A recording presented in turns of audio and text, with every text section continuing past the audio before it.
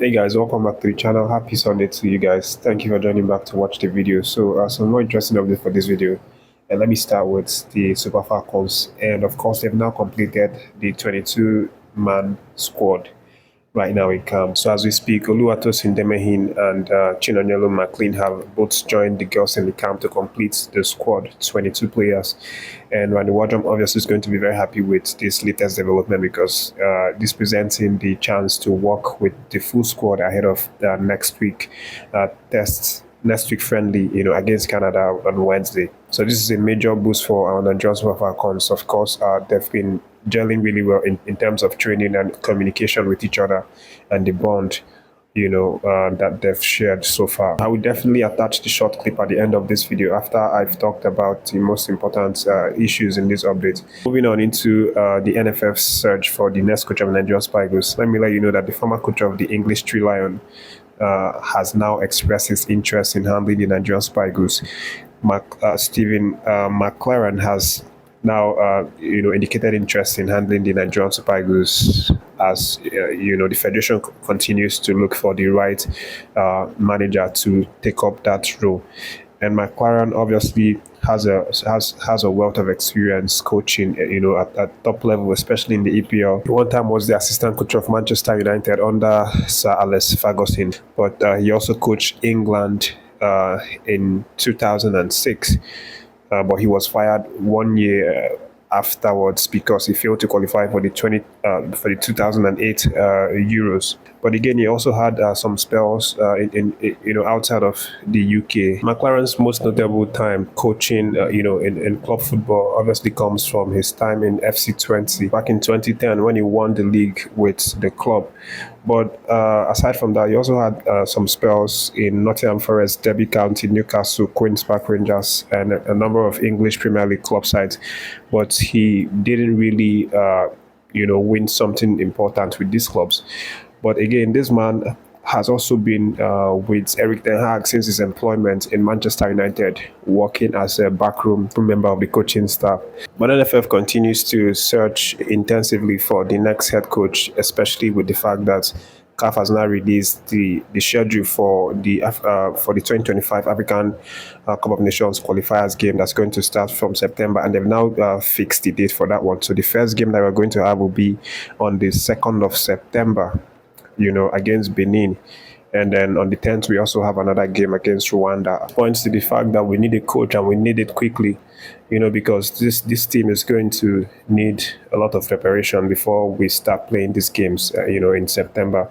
But again, let me leave that update and go to the next one, and then let you know that Osimhen and Napoli seem to be in a bit of a disagreement at this moment regarding his next destination.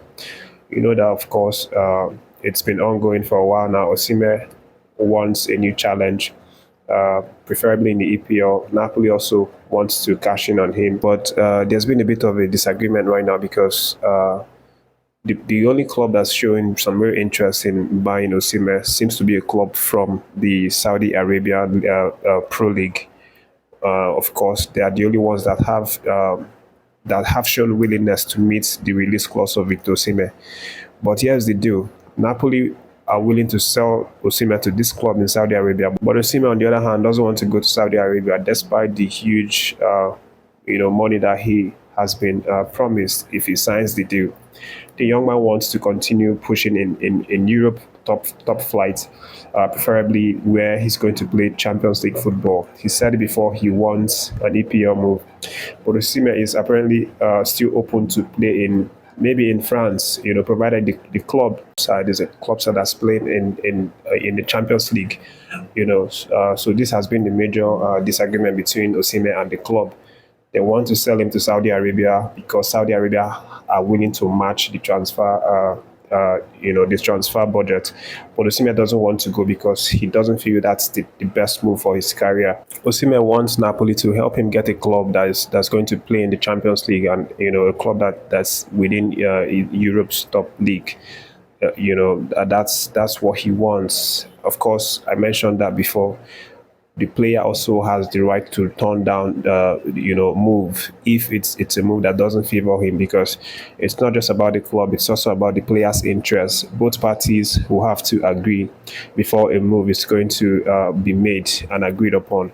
But we'll see what happens in next coming days. Osimhen obviously is with the Napoli team as they train and prepare for their preseason. If it doesn't happen that Osimhen transfers this season, Antonio Conte is also very ready to accept Osimhen, Osimhen stay at Napoli, even though some huge progress is being made towards getting Lukaku from Chelsea, by Napoli. But again, Antonio Conte said, as quoted by Fabrizio Romano, that he had a conversation with Osimhen and that Osimhen is one of them. Osimhen is one of his players, and he knows and he's aware of the situation about his transfer, his pending transfer this season.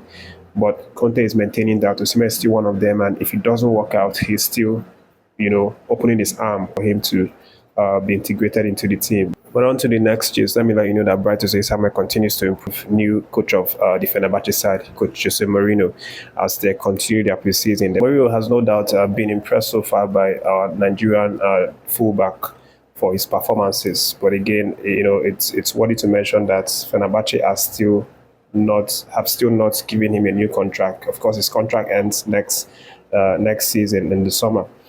And the issue here has been about salary. Oseyi-Samuel wants 2.5 million euros salary increment, because he currently receives 1.5 million euros a year. But Fenerbahce are saying this is too much and they may not be able to pay that. Instead, they're even thinking of selling him because of the high salary that he's asking for. But we'll see what happens. They risk losing this man on a free next season, or else they might have to sell him this season, before the league starts or during the January transfer window, so that they can just make some money instead of allowing him to go on a free. But that's the update for this video, guys. I'll leave the short clip about the Super Falcons and how they are blending in their hotel room, where they were talking about the Euro that's going to go down tonight. Take care of yourselves. Thanks for watching and stay tuned to the channel. Who's winning the Europa? England.